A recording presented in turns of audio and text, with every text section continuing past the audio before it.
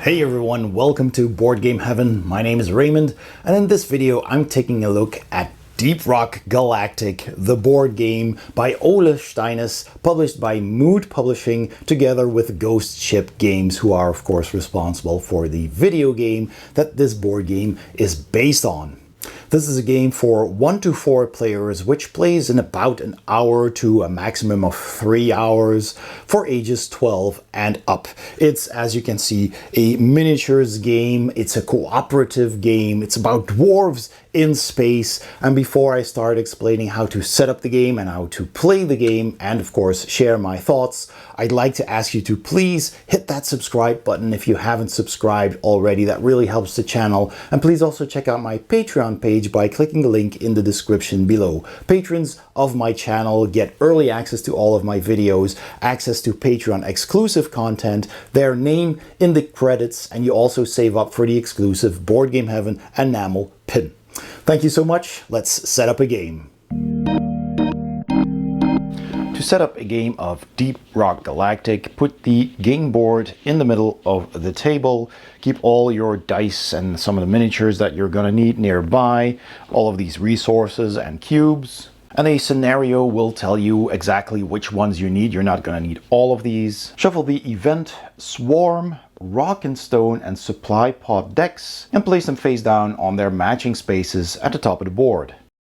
The spot in the middle is for your collected resources. If you have the deluxe edition, you'll have this mule miniature, which you can open to keep all of those resources that you collected inside. Also shuffle the throwables deck and keep that nearby. And these are the secondary weapons. You don't need to shuffle those, just keep them nearby as well. You're going to need a discard pile for these decks, so just leave some space next to the board where you can put the discarded cards. The bottom of the board has the hazard track, which you can track with this black faceless cube, and then you choose your hazard level, and there's numbers here that indicate the difficulty, so you can start here, here or here, and this of course being the most difficult setting. There's also a chart of all the monsters, which in the first edition was a board like this.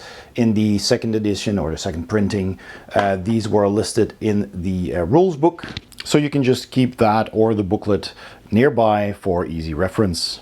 So if you're playing on hazard level 1, that's the easiest. You have the most turns. Hazard level 2, of course, costs you a turn, so it'll get more difficult sooner. And the same goes for hazard level 3. There's just 2 turns that you lose. And then there's also 4 and 5, which start on the same spot as 3. But at hazard levels 4 and 5, you place an additional grunt miniature at each tunnel exit at the start of the game. And only at level 5 do the grunts become stronger, which means that when attacking, they also deal damage on an exclamation mark result, and I'll explain how all of this works in a bit. But first we are going to pick a scenario from the scenario booklet, the mission book here.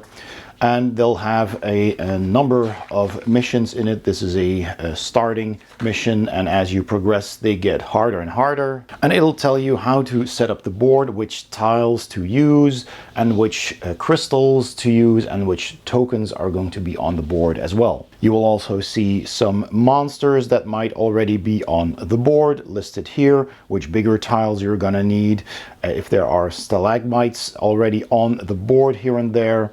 And these are hidden caves that you can also place on the board. There's a whole stack of tiles in this shape, and you shuffle those and you randomly draw, in this case 2 for this scenario, and place the rest back in the box without looking at them. And as you can see here, these tokens are used for this mission. Now these tokens are all these question mark tokens, and they will have something on the back. So I'm taking 4 of these fossils right here, taking one of these, and one of these, which are these. There are a couple of more of these tokens with different things on them, such as this apoca bloom and this alien egg. But in this mission we got 4 of these alien fossils. We've got a red barley bulb, we've got this loot bug, and we got red sugar. So at the start of the game, when setting up, you flip all of those over and you give them a bit of a shuffle, and then you randomly place them on each spot indicated with these lights.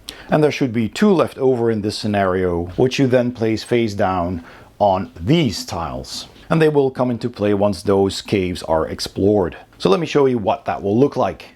So here you go. This is the setup for the mission we picked. We put all of these question mark tokens on these lights, and there were 2 left, so 1 goes there and 1 goes there, and of course they're random, so you don't know which resource is going to be where. And the same goes for these crystals. The mission book showed us a number of crystals in the top there, so you collect those from the stash. And my deluxe version had this little bag in it, so what I always do, I just put those in the bag, and then I randomly draw crystals to place them on the indicated spots on the map. And those are the spots with the diamond icons over here. So let me just set that up. So there they are in the indicated spots, randomly drawn and put on the board. The scenario will also tell you to put some of these pits on indicated spots on the board, so you just place them on top of those tiles. This is one as well, and any other unused pits are just returned to the box. And there is one that has this collecting device on the other side, which is used only in specific missions. The tile over here is the dropship, the landing pod, which has these 4 icons on them, and they correspond with the 4 dwarfs. So you put those characters on their assigned spots. The engineer is the red icon. The driller here has the yellow icon over there. The gunner with the big old gun has the green icon. And the scout has the blue one. So you just put them on the board like so. And the scenario also has a couple of grunts that are already on the board as you land. So just take those miniatures or standees, depending on the version that you have, and put them on the board. You're also going to need a bunch of these single hex tunnel tiles, so just keep a bunch of those nearby as well. And all of these glyphids will spawn at certain tunnel exits, which are indicated with these green numbers on the board as well. So you take those tiles, there's a number 1 and a number 2, and you just put them in the indicated spots. Then one player reads the mission briefing, the objective, what you need to do in this game, and the mission specific event that can sometimes trigger. And finally, there's a bunch of tokens that you just keep nearby, such as these and these and these. Those are mostly status effect tokens. There are some of these stalagmite tokens as well. And there's these upgrade tokens. These are indicated with this orange star on the back, and they all have different kinds of icons on the front, which will give you some kind of bonus with which you can later upgrade any of your weapons. So just shuffle those face down and keep them nearby. They might spawn on the board now and then. And that's the board set up. So let's talk about the characters for a second. Every dwarf has his own character board, which is this nice and big double layered cardboard board. And they'll have some extra tokens to go with each class. So first of all, there's their name. So this is the scout, for example. This is the gunner. This is the driller. And this is the engineer. And every dwarf has its own color and its own symbol over here. And these, of course, also correspond with the colors and logos on the landing ship. The scout in blue also has this alternative primary weapon tile. The gunner has this green one. The driller has this yellow one, and the engineer has this red one. And every player can choose whether they want to use their standard primary weapon or their alternative primary weapon. And depending what you choose, you can just slot it in here and then play with that. Give the scout player these 2 flare tokens. Give the gunner this shield and these zipline tokens. Give the driller these 6 flame tokens, and give the engineer these yellow platform tokens and the sentry gun miniature. Every player takes 5 of these primary ammo tokens and puts them in these 5 slots over here. And you also take a secondary weapon, which you put in this slot, and 3 secondary weapon ammo tokens, which you put in these slots. So every player can then just browse through these cards, which are the secondary weapons, and they all have a green side and a red overclocked side, and that will usually happen somewhere during the game. If you can upgrade your weapon, you might overclock it, but you start out with the green side first. So you simply pick one of those cards, just pick one you like and put that in the secondary weapon slot. And the game suggests that if your primary weapon uses one color of dice, then your secondary weapon should have different colors of dice. So maybe the engineer player wants to use the stubby voltaic SMG, and you simply put it in that slot. Every dwarf starts out with 5 hit points, and you can place the red hit point cubes or health cubes in these 5 slots under their portrait. Then every player draws 1 throwable weapon from the throwable weapons card pile, and you put that on the left of your character board. You can put the rest back next to the board.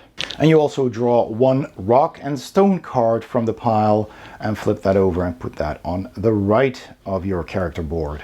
Give every player one of these action overview player aid cards, and then you're ready to play. So let's explain the rules.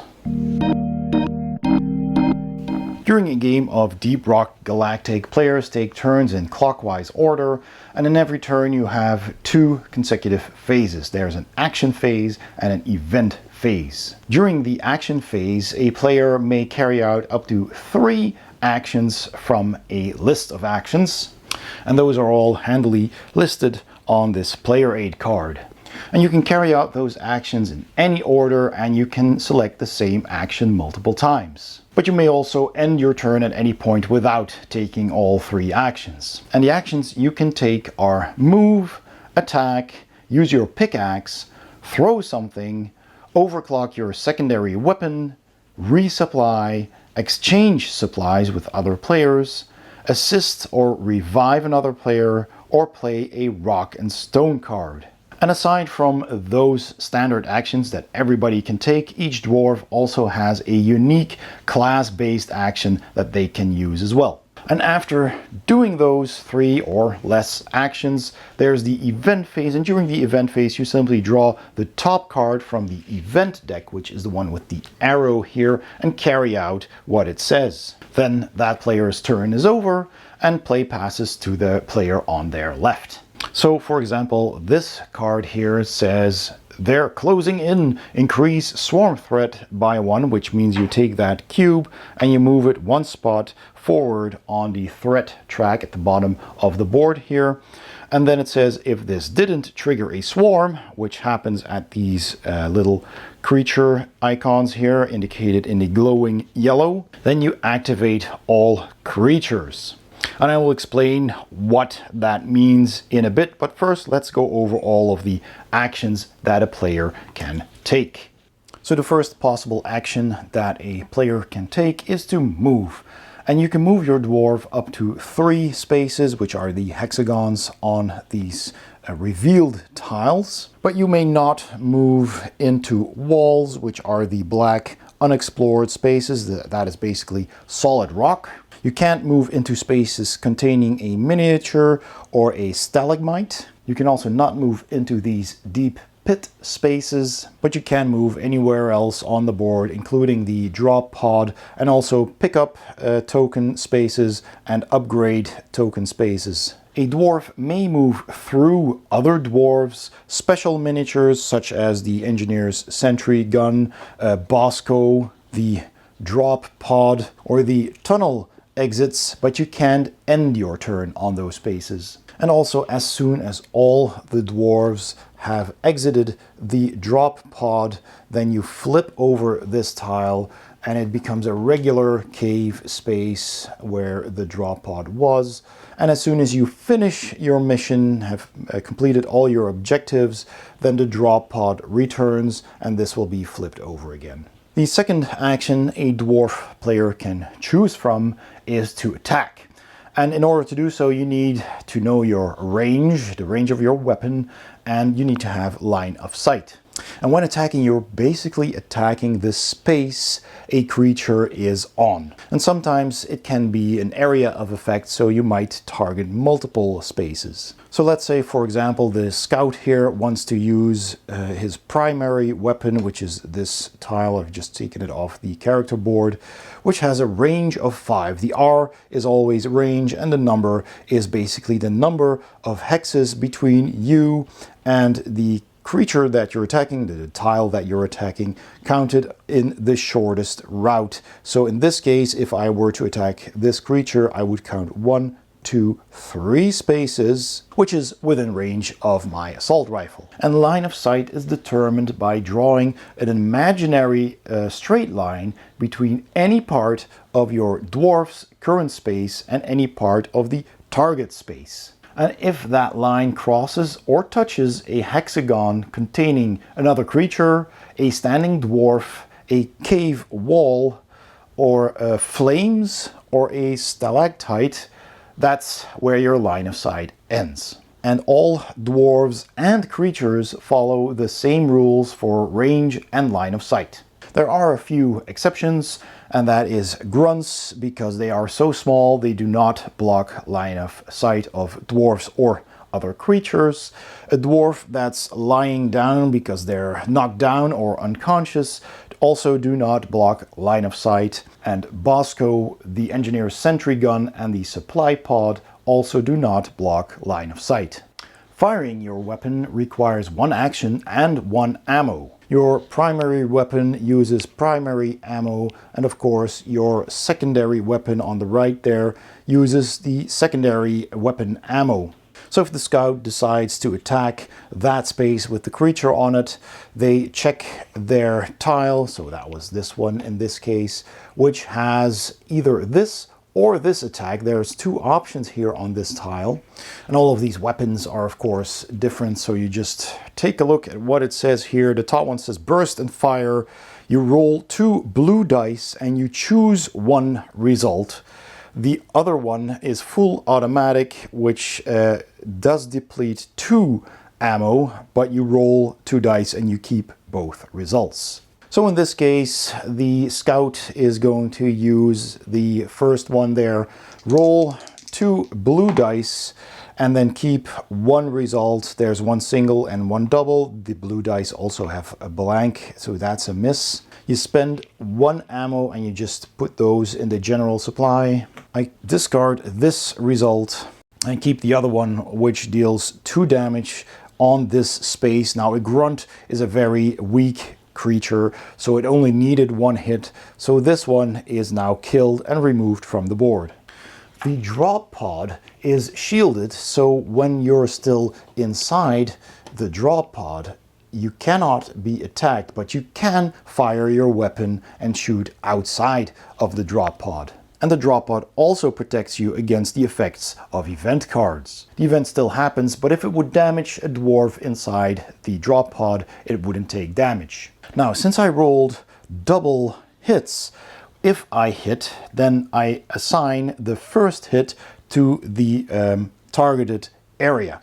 If I still have any hits left, such as in this case, I can target another space that is also within my range and line of sight. And the line of sight on this gun was 5. So any adjacent space to this one, which is in line of sight, which would basically mean, I think, all of these, but there are no monsters in these spots.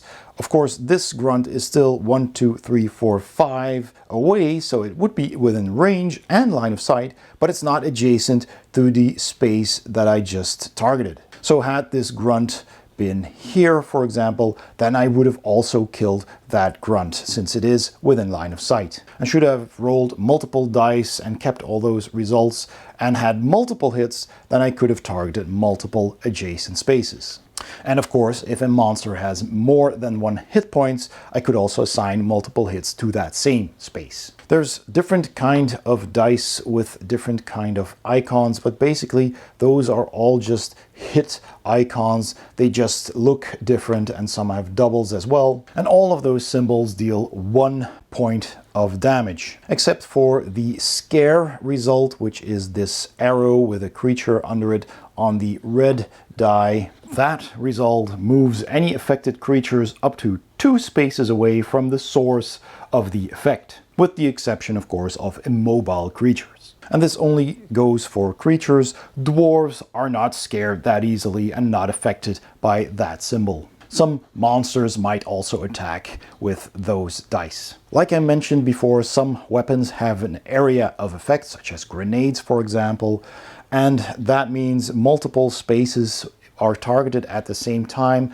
but there is such a thing as friendly fire, so if a dwarf is in those spaces and takes damage, then you will lose hit points. Most creatures have some type of resistance that shields them from specific attacks. And if you're dealing damage to a creature, you look at the number of successful hits you rolled and then deduct the creature's resistance level. So for example, on this chart of monsters, you can see here, this is the resistance column, and it will show any dice that it has resistance to. So if I was attacking a slasher, which has 2 hit points, a range of 1, and a movement of 3, it also has a resistance to the pickaxe, the green bullets, and the yellow flames here. So if I were attacking it with a gun that used green dice and I roll, let's say, 2 hits, then I deduct one of those and apply the other single hit.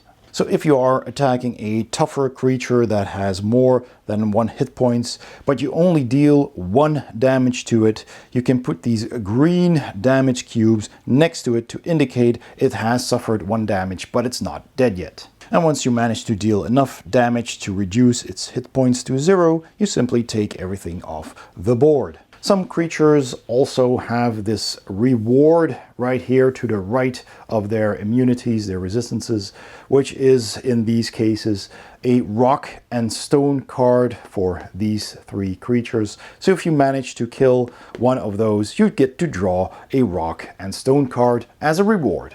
The third action a dwarf can choose from is the pickaxe action, which uses this white pickaxe die, and it has blanks on it. There's 1 blank. There are 3 single pickaxes and 2 double pickaxes. And a pickaxe can do a number of things. You can mine with it, you can farm, you can use it in self-defense for attacking, you can dig out a passage with it, or you can cut rock, such as a stalagmite. And those are all pretty simple. Let's go through them one by one. If you use the pickaxe, you simply roll the die, and depending on what you roll, 0, 1, or 2 pickaxes, you can use it that number of times. So for example, let's say that we're standing over here. Let's put them here next to one of these minerals, because that's one of the things we want to collect.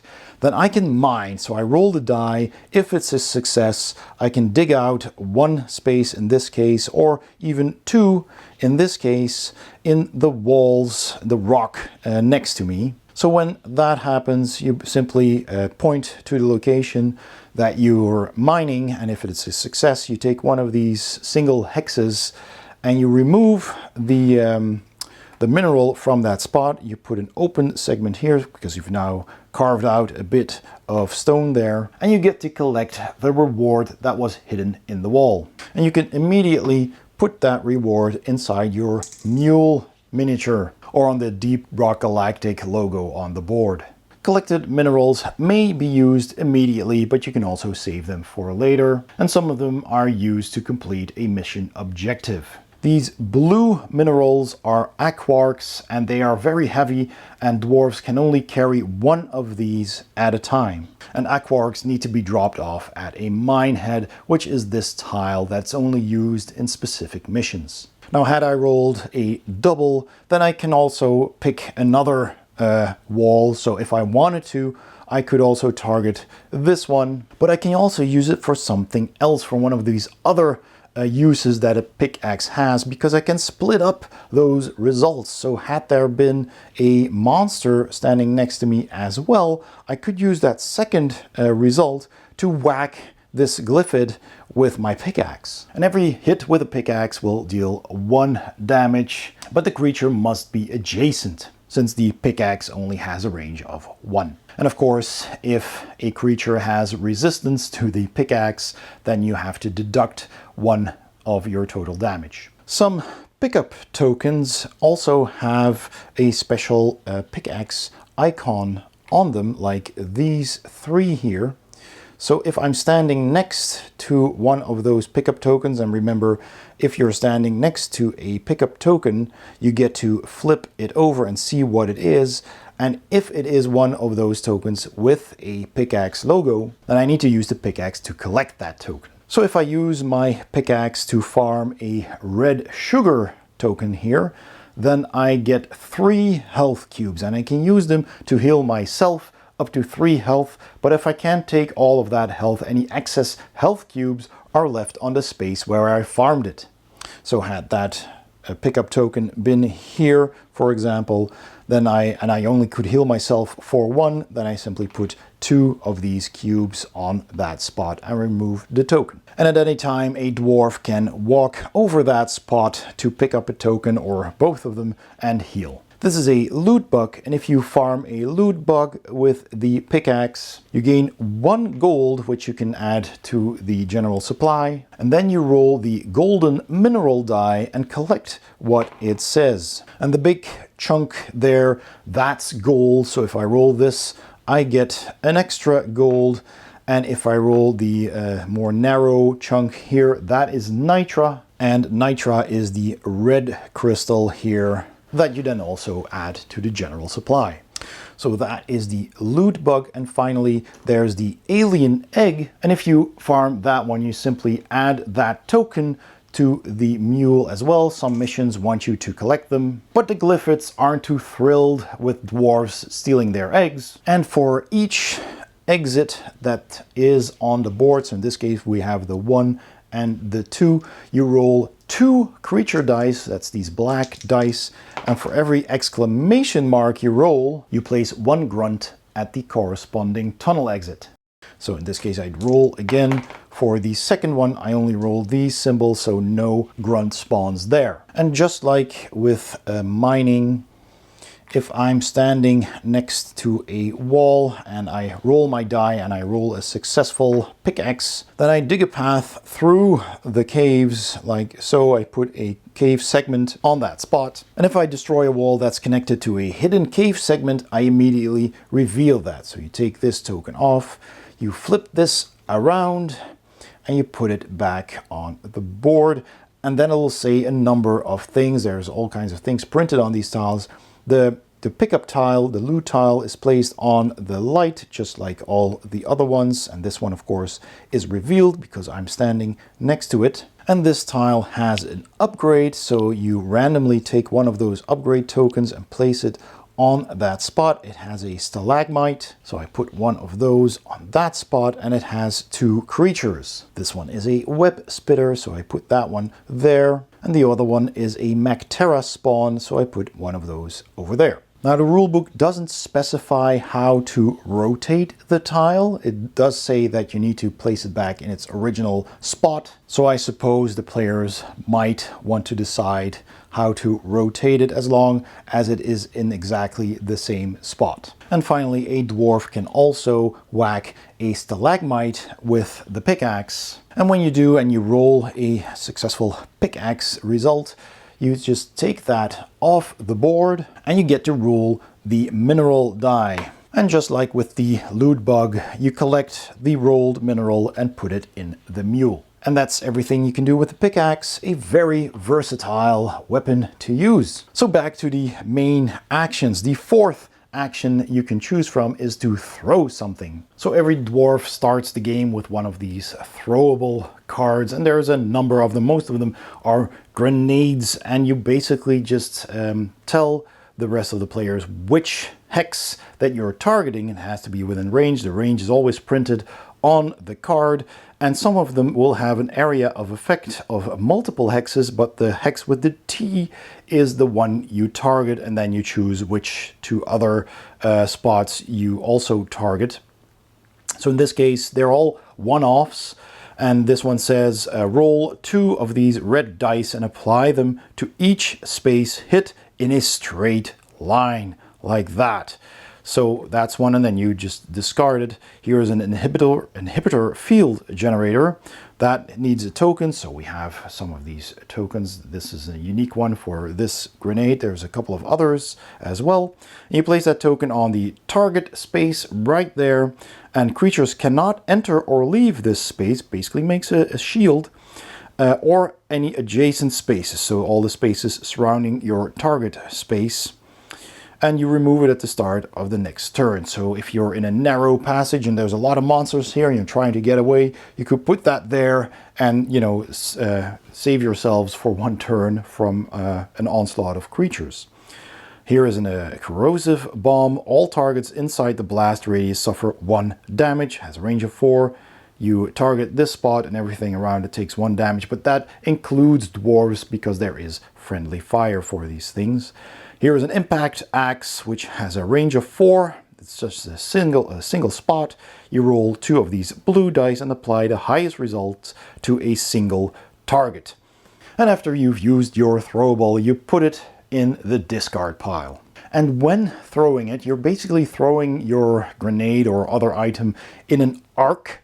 So you only need to take range into account. The only thing that blocks your line of sight is, of course, a solid wall. So a dwarf standing here would not be able to throw a grenade over here because there's a solid wall in between. But otherwise, any other miniatures or objects on the board do not block your line of sight. A throwable can also target a wall containing a mineral. So I could, for example, throw a grenade here and then maybe the area effect would be next to it. And if this wall got destroyed, then I simply place one of these wall tiles down and I put the mineral on that spot ready to be picked up later. I can also use a throwable to destroy a stalagmite, but it utterly destroys the stalagmite, so you do not get to roll the mineral die to possibly pick up something because that is destroyed in the blast. A fifth thing you can do is overclock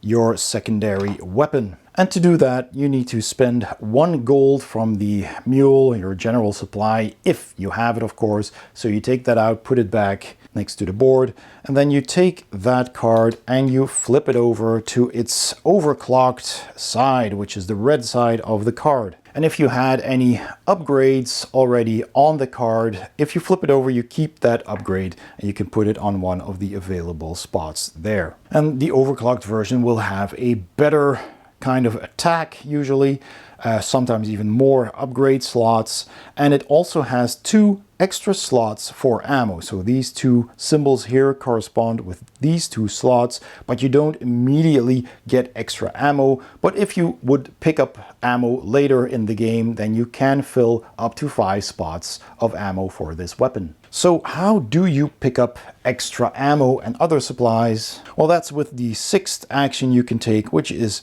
resupply. And when you resupply, you're basically calling down a supply pod to give you some more items. And resupplying costs 1 action and 3 nitra, which is the red mineral here. But if you don't have enough nitra, you can optionally also spend gold instead of nitra. Or alternatively, if there is already a resupply pod on the board, you can either call it somewhere else. Maybe stuff has already been collected from it and it's mostly empty. Then you can call in a new one. Or you can use your resupply action to get stuff from a pod already in play. And when calling down a supply pod, you can place it on any empty space except on a pit or the cave exits for the glyphids. So maybe I want to put it down here. If this was the player who called it and is in need of new ammo, you could put it down wherever you want. And then you draw a supply pod card from the stack with this symbol on the back, and you flip it over and you see what this supply pod is carrying. And in this case, this supply pod has 4 ammo tokens, 6 secondary ammo tokens, and 2 med kits, so that means 2 of these health cubes. And to keep things less cluttered, I usually put those tokens on the card, which I then keep in proximity of the drop pod. And collecting supplies from a drop pod is also very simple. You just need to be adjacent to the drop pod and spend an action to take some of these supplies. You can take as much as you want, but not more than your character board can hold. Once all the supplies from a drop pod have been collected, you remove the card and the drop pod from the board. And if you're calling in a new drop pod before this one is emptied, all of those remaining tokens are also simply removed. Your 7th action that you can choose from is to exchange supplies. And that means that you can spend an action to freely exchange ammo, throwables, unattached weapon upgrades, and rock and stone cards with any adjacent dwarfs. You can't exchange health this way, but you are allowed to exchange supplies with a dwarf that's knocked over or even unconscious. The 8th action to choose from is to either assist or revive an adjacent dwarf. During the game, several effects can cause a dwarf to be knocked down, so then it's simply placed on its side on the board, and I can go and assist that dwarf. And normally, if a dwarf wants to get up himself, he needs to spend 2 out of his 3 available actions to get back up. But if another dwarf spends an action to assist, then they just put that dwarf upright for a single action. Teamwork makes the dream work. But if a dwarf fully runs out of health, all their 5 health cubes are removed from their player board, then he's not dead, but he's unconscious. When a dwarf is unconscious at the start of his turn, so that player's turn comes up again and he's still unconscious, then you have to advance the swarm threat marker by 1 spot. And dwarves that are unconscious skip their turn and don't draw an event card. So a dwarf that's still standing can spend 1 action to revive an unconscious dwarf. He just gets put back on his feet again, and he receives 1 health cube. And a final thing you can do on your turn is not an action, because that is a free action, so it doesn't cost one of your 3 action points, and that is to play a rock and stone card. And since it's a free action, you can play as many of them as you want on your turn, and you can even play them on another dwarf's turn. However, you can't play them when a creature is moving or attacking unless the card says otherwise. And these are also one-shot cards. After you've played one of these cards, it is moved to the rock and stone discard pile. And most of these cards will affect another dwarf, but sometimes also your own. But in a solo game with Bosco and 1 dwarf, you may play a rock and stone card on yourself, no matter what the card says. So for example, this card here says rock solid, deal 1 additional damage when attacking a creature. So it immediately also tells you when you can use that card. Now, I've already talked about the tokens that you can pick up using a pickaxe, and you can be either adjacent to one such token or on top of it when you roll that pickaxe die. But there are also pickup tokens like these with the question marks on them that do not have that token, that icon on them with the pickaxe, and those can be picked up freely by simply walking over that spot. And when you do, you take them and you put them in the general supply. The white flower is a apoca bloom, does nothing special, but some missions require you to pick them up. Same for these red flowers, or they are barley bulbs. When you pick up those, you get to draw a rock and stone card for yourself and then discard the token. And these alien fossils are just like the apoca blooms, simply collected and put in the general supply, because some missions just require you to do that. And finally, there's these orange star weapon upgrades, which sometimes spawn in certain spots, like these cave segments that have that symbol on them, and you pick them up by also walking onto that spot or through that spot. You flip it over, see what it does, and then you can attach it to one of your weapons. And a lot of weapons will have those slots printed on them, and there's 2 on the board of your primary weapon, and the secondary weapon will have it on the card, as we've seen earlier. And on page 21 of the rulebook, all of those weapon upgrades are explained. So those were all the possible actions a player can do on their turn, and after you've done a maximum of 3 actions, then it's time for the event phase, and that means you must draw an event or a swarm card. Except, like I mentioned before, if your turn comes up and your dwarf is unconscious, you just advance the threat marker 1 spot, but you don't draw an event card. So it's very simple. You just draw the top card from this deck with the arrow, and you do what it says. So here it says, for example, they're closing in, increase the swarm threat by 1. You move the cube 1 spot along the track.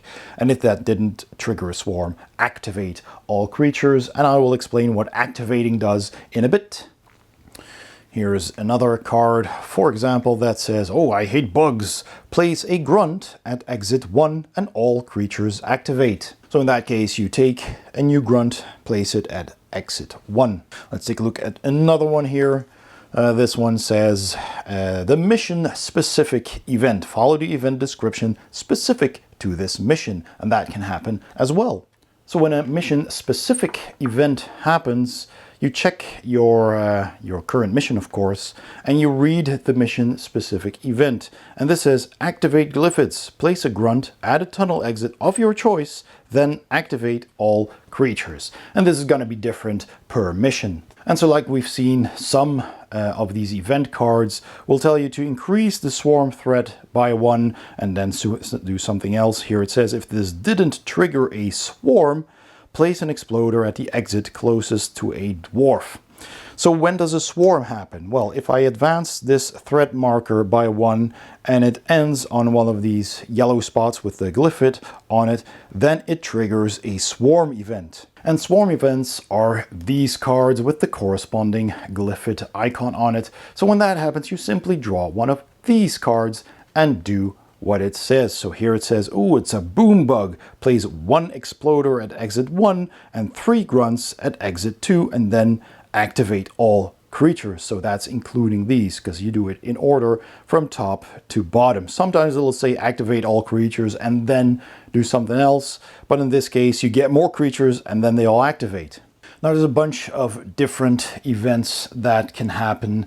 Like you've seen, there's mission specific events. Sometimes there's optional events where a dwarf can choose 1 or more options, which are sometimes a bit risky. You might get hurt or damaged, but you might get a good reward. But those optional events mostly require you to be on your feet. So if you're lying down because you're knocked down or unconscious, that is ignored, of course.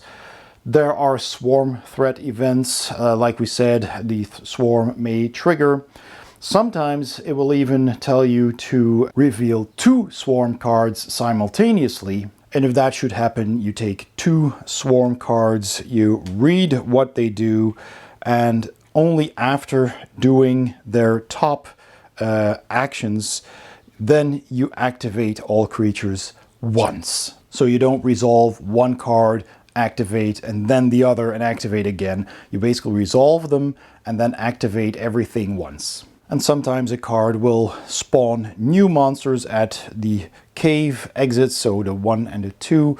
There is 1 cave segment that has a 3rd one, like this one over here, that has a 3rd cave exit, but it's only 1 of all of those tiles, so that may or may not pop up in your missions. And you need to, of course, have discovered that section first. And should a spawn card tell you to spawn something at exit 3, but it's not in the game or discovered yet, then you don't have to place those creatures. And when a creature spawns at a tunnel exit, you always place it on, or if it's occupied, as close as possible to that spot. And if there's multiple spots available to place a creature, you just decide where to put it. And if a card instructs you to spawn a certain creature, but all creatures of that type are already in the board, then you're pretty much in a pickle, but then you can spawn one grunt instead for each creature you can't place. And if you run out of grunts as well, you don't spawn anything else. Some event cards will cause an unseen enemy to attack you here. For example, a dugout surprise, place a grunt on an empty ground space adjacent to you. Sometimes it's even a creature that's not even placed on the board, something that drops from the ceiling and wants to carry you away, for example. And some of those cards will allow other dwarves within attack range of that creature to get a free reaction attack against it. So you can't do that, but your other players, the other dwarves, can. And this one says if it survives, it attacks you. So if another dwarf can make a reaction attack and they are within line of sight and within range of whatever it is that is attacking you, they may spend a free attack action to help you out. And if they're using a weapon, that does mean you will spend ammo using that weapon. And if you're using an attack that would deal multiple damage potentially by rolling a dice that could have multiple hits, or you're using a grenade that has an area of effect and deals damage to adjacent spots, then you can carry over any additional damage to adjacent creatures should there be any. And if there's multiple players able to do a reaction attack, they may, of course, until the creature is dead, because then there's nothing to react to anymore. So that's event cards and swarm cards. So what happens when creatures are activated? Well, first off, creatures always activate in numerical order, starting with the lowest number, so that's the weakest creature, and you can find the order in the rulebook, which has all of these creatures listed here, and they range from 1 through 10, and any expansions with new creatures will have higher numbers. And those numbers are not on this board from the first edition, but you simply start with the grunt in the top left there and work your way down that way and also across the other side. The order remains the same.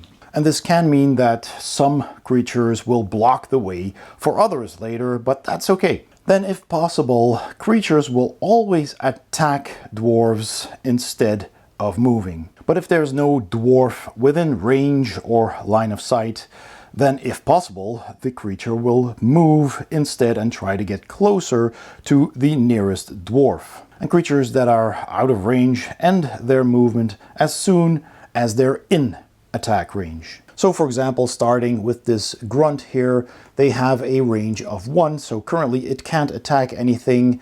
It has a movement of 3, so it can move 1 spot. Now it's within range and it stops, but it doesn't attack because it moved. And the same goes for these grunts. They will move 1, 2, 3 towards this dwarf. And since they are insectoid creatures, they crawl on walls and ceilings, so they ignore any deep pits. 1, 2, 3 for this one as well. Next is the web spitter, which is on the board. So this one has a movement of 3 as well, but a range of 5. So we got 1, 2, 3, 4.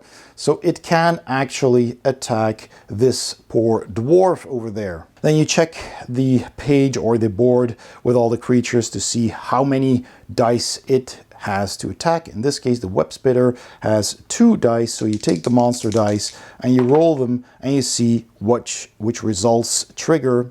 A bite mark always means it deals 1 damage, unless specified otherwise, and an exclamation mark is always specified in the rulebook or on the reference card. So here you can see we've had the grunts, then we did the web spitter. It has 2 health, a range of 5, a movement of 3, it rolls 2 dice, and on an exclamation mark effect, it webs a dwarf. And there are a few of such effects on dwarves. So here you can see this is simply damage that's 1 health. That's that. The special is dependent on the creature. You can get stunned, webbed, or frozen. Stunned and webbed are effects that can happen to both dwarfs or creatures, because dwarves can also stun creatures. Webbed is something that specifically creatures do to 2 dwarves, and this one says, place the web token next to your dwarf. You cannot move on your next turn, but you can still carry out all other actions. Remove the token at the end of your turn. And here for stunned, which will be different for a creature or a dwarf, but if you get stunned as a dwarf, you get the stunned token. You may only carry out 1 action on your next turn. Remove the token at the end of your turn. If you're both knocked over and stunned, you won't have enough actions to get back on your feet, because that costs 2 actions, remember? So another dwarf will have to pick you up. There's also the frozen effect, which is something dwarves can do to creatures, and there's a couple of others here we've already discussed, knocked over and unconscious, and the shield is something very specific, and the gunner gets a shield token at the start of the game. So right now this Mactera spawn would damage the gunner for 1 point of health, and it would also stun him. Now if several dwarves are at the same distance from a creature, then they will always go after the dwarf that most recently took a turn. They can move through caves just like dwarves, but they can also enter deep pit spaces like I already mentioned. Creatures may pass through spaces containing other creatures, but not dwarves, and they must end their move on an empty space, but that also includes tunnel exits and, like I said, deep pits. If there is no direct path available to get closer to the target, the creature will take the long way around, but if that's not possible either, then the creature simply doesn't move. Creatures can't move into the drop pod, and they can't attack it either. They will simply choose another target if available. And if there are multiple creatures of the same type, the one closest to a dwarf activates first, and if several creatures are closest to a dwarf, then the active dwarf decides which creature to activate first. The rulebook has a whole section on all the different dwarves and their special abilities and the tokens that they use, so make sure to give that a good read when you start the game and pick your dwarf. So make sure to give that a good read when you start the game and pick your dwarf. As soon as all of the objectives have been met, the drop pod returns from orbit to pick up the dwarf. So you flip that tile over again and just place it down like that. Any creatures or objects that were on that cave segment are basically crushed by the drop pod and removed, but any dwarves that might have been here are simply moved aside. But then they are knocked over because they basically jumped away at the last moment. Players can win or fail a mission, so if all mission objectives were met and all the dwarves have safely made it back inside the drop pod, then the mission is a success. But if at any point all dwarves are unconscious at the same time, meaning they all ran out of health, then the mission fails. Also, if an event card instructs you to move the swarm threat token, but the token is already on the final spot of the swarm threat track, then time has ran out and the mission fails as well. Now, if this happens, but at least one dwarf made it onto the drop pod, then the mission is a modest success, and that is a distinction particularly important when playing the deep dive campaign variant. And that's basically a way of playing where you just play all the missions in the mission book consecutively. And in that game mode, you carry over your current health, your current ammo, your current rock and stone cards, throwables, overclocked secondary weapons. So you don't get healed in between missions. Nothing gets restocked except character specific tokens such as the engineer's platforms or the gunner's zip lines. But you do keep any weapon upgrades that you might have found. Every dwarf may choose to discard one or more weapon upgrades to either fully replenish their own health or to allow themselves or another dwarf to fully reload one weapon. Any unspent gold and nitra are discarded. They're basically shipped back to management along with the rest of the cargo. But for each gold discarded this way, you can give one health, one ammo, one throwable, or one rock and stone card to any dwarf. And you can collectively decide how you want to distribute those things, but handing out a throwable and rock and stone cards is limited to one of each type per dwarf. And so if the mission is a success, but one or more dwarves are unconscious, then the unconscious players will start the next mission with 1 health and whatever equipment and ammo they had when the mission ended. But should one of the missions fail completely, then the deep dive campaign is abandoned. There's also a solo mode, and in a solo mode you can either play with 1 dwarf of your choice and Bosco, this miniature right here, or you can simply control multiple dwarves as if you were actually playing a multiplayer game. Bosco is basically your sidekick, but it cannot be attacked by creatures and never runs out of ammo. He does not block movement or line of sight and can't pick up minerals or tokens. Bosco can dig out hidden caves or reveal pickup tokens and creatures that dwell within, and it can provide combat support using reaction attacks if it's within range, just like any other dwarf.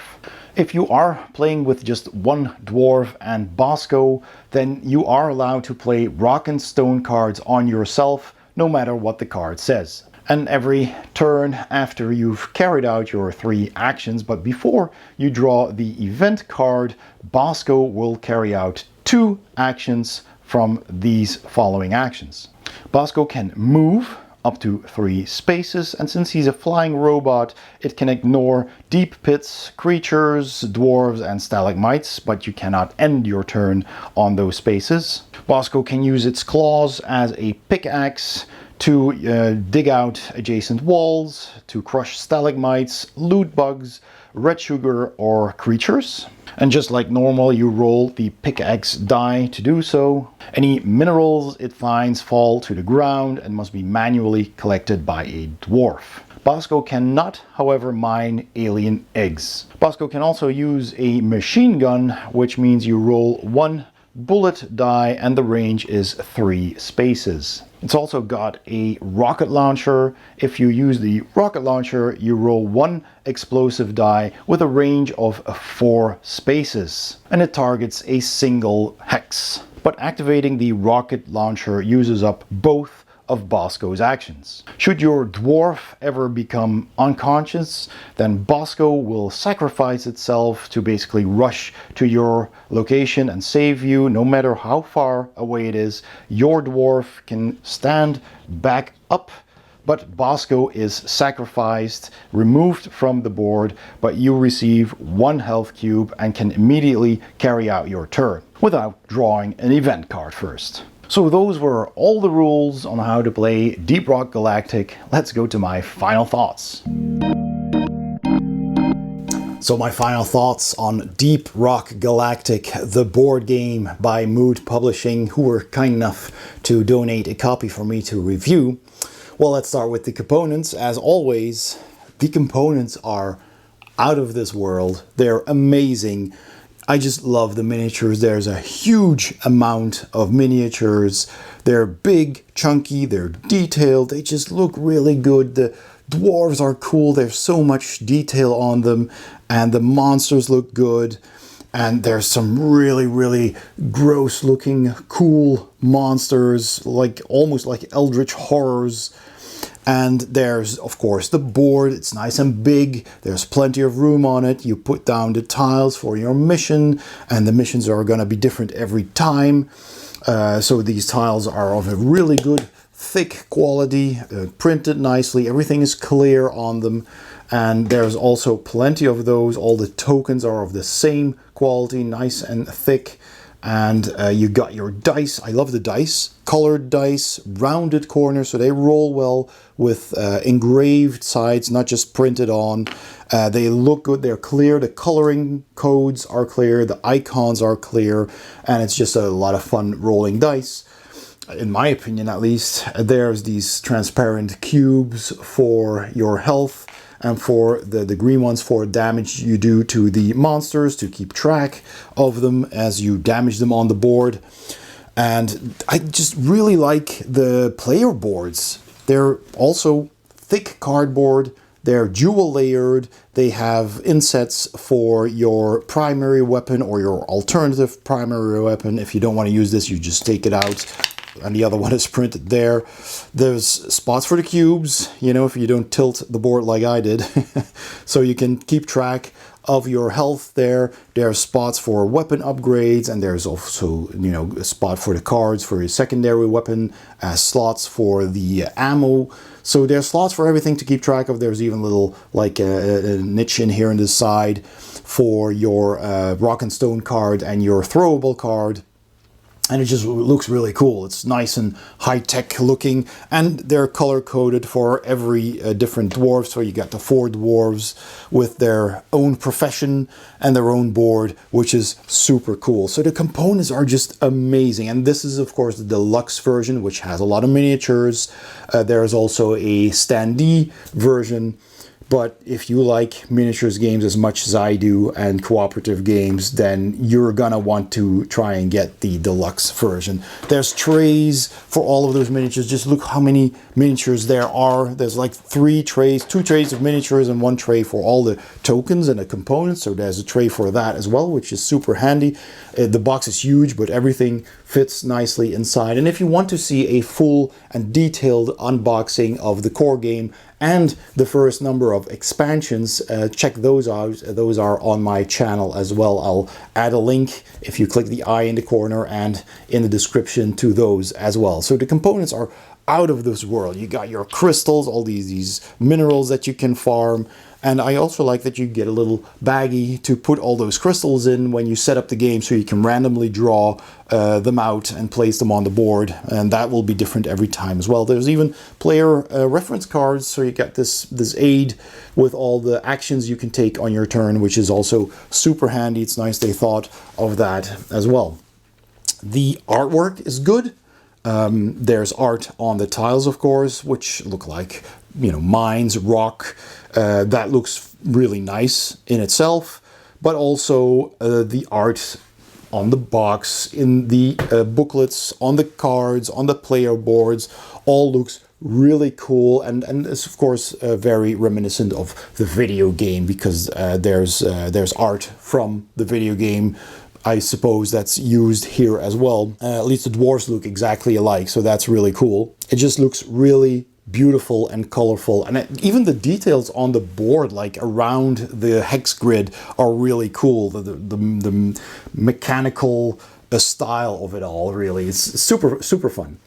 The theme is cool. I love the theme. I don't play the video game myself, but I've seen people stream it on Twitch, and it does look like a lot of fun. So, you know, the theme is just a lot of fun. You're a bunch of space dwarves going through this huge asteroid, drilling in because there's precious minerals in it, and you want to get them out. But there's an infestation of these animals, these creatures that live there, that will of course attack you because they don't take kindly to invaders, and you just have to get what you came for, fight your way out, and get back to the dropship and get the heck out of there.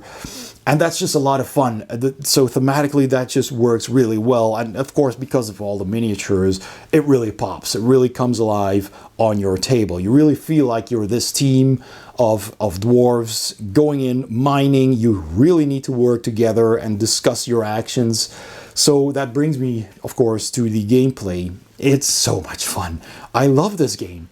It's like any cooperative miniature game or dungeon crawler, but it's super fun. It's like all those games of old, like Zombicide, that's still around, of course, because it's just a lot of fun to play with your friends and to discuss your actions and to say, well, I'm gonna go there and kick this creature's ass, and then, you know, maybe drill a hole as well if I can. I got 3 actions. So maybe I can open up this passage to this unexplored section of the board and flip that over and see what it is.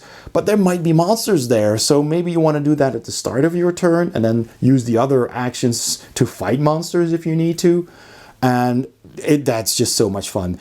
All the dwarves have their own specific abilities, so they're all different, and you have to use those abilities, you know, as good as possible. So because they help. They're really useful. The engineer, for example, this guy over here, has a turret which he can deploy and just put anywhere where he's standing at the moment, and then he can move away, but the turret stays there, and it will trigger, it will shoot one green die, which has a 66% chance of hitting with bullets any creature that either activates within its range, and I think its range is 3, or that moves within range when it's moving. It'll just automatically aim and shoot, and if it hits, grunts are history, and that's just so satisfying and so cool. And the engineer can also put down these platform tokens over deep pits, so you can just move over them. That's really cool. And they all have their own things. You got your zip lines, and it's a lot of fun. But I specifically really like playing the engineer because of that turret. But they're all fun. They're all good. Then you got the gunner with the heavy weapons. And it's just so much fun to see also all the other players figure out what they can do and how to best use it. And you're like, when something really works, you're like cheering them on. And yes, you got this. And when it then, you know, works out and it's successful, everybody's cheering and happy. And it's super cool. This is one of the most fun cooperative games that I have because it's also so action-packed. There's so much going on. Every turn, every player draws one of these when they're done taking their own actions, and stuff happens. You know, bad things happen. There's creatures that spawn. Your swarm threat increases. You know, you move that black cube over that line, and then every so often all the creatures activate. You draw one of these cards, you read what it does, so more bad stuff happens, and then they all activate. And that's just horrifying. They all start moving towards you, and you start with the smallest one, so they all start moving, then the next ones, and then the next ones. And if they don't need to move, if they're within range, they attack, and you really want to avoid that. So you're blasting your way through. Gameplay is a lot of fun. And every mission is different. And there's different types of missions as well. Sometimes you just need to mine stuff and find these tokens and gather what you need and then get the heck out of there, or gather the minerals that you need. Sometimes you need to get alien eggs. Sometimes you need to do an escort mission. There's all kinds of stuff that you can do on your mission. It's different every time. And I love that the setup is modular because of that. You know, you've got all these tiles, and you randomly draw those unexplored areas which have this shape. So you draw from a stack of those tiles randomly. So even the same missions with those tiles will be different every time. So that's pretty cool. And you can design your own missions.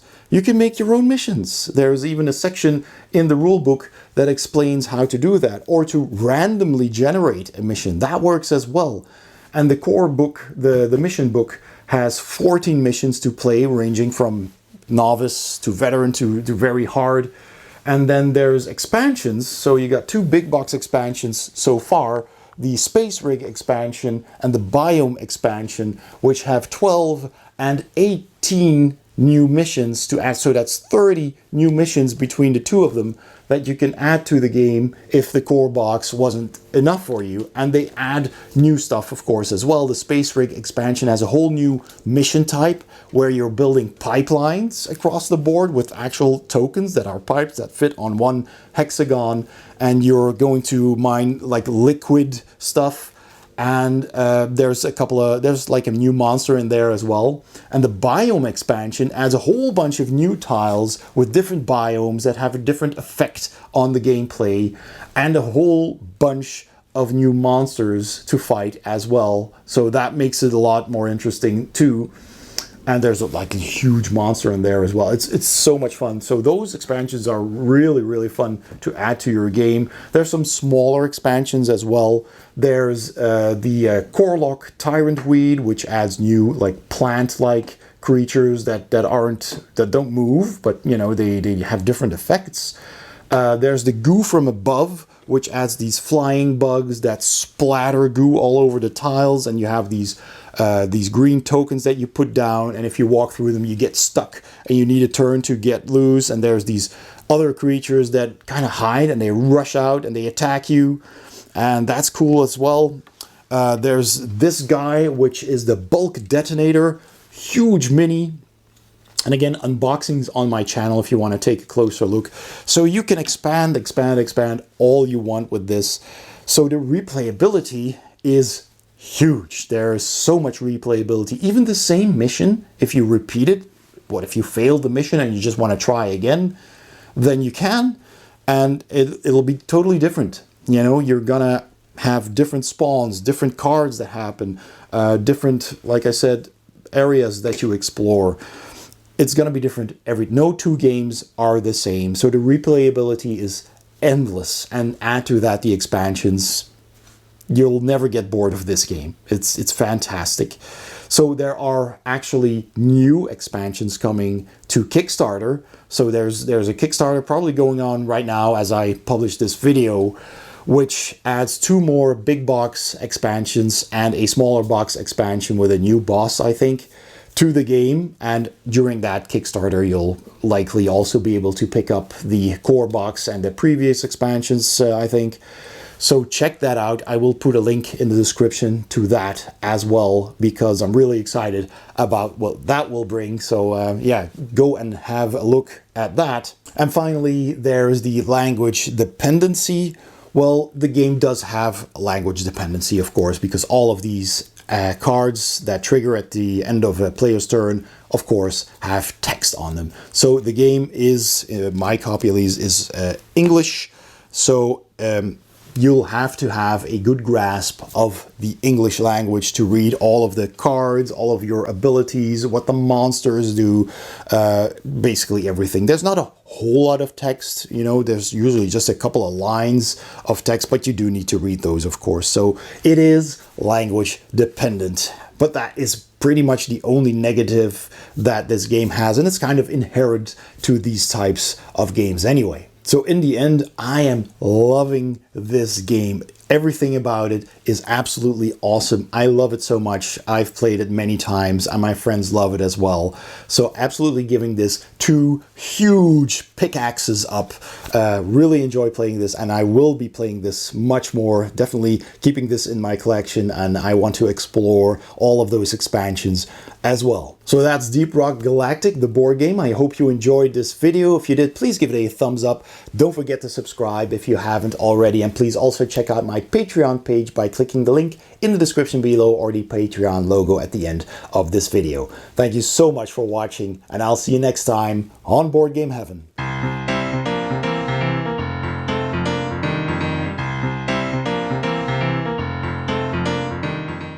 I am a dwarf and I'm digging in space. Diggy diggy hole, diggy diggy hole.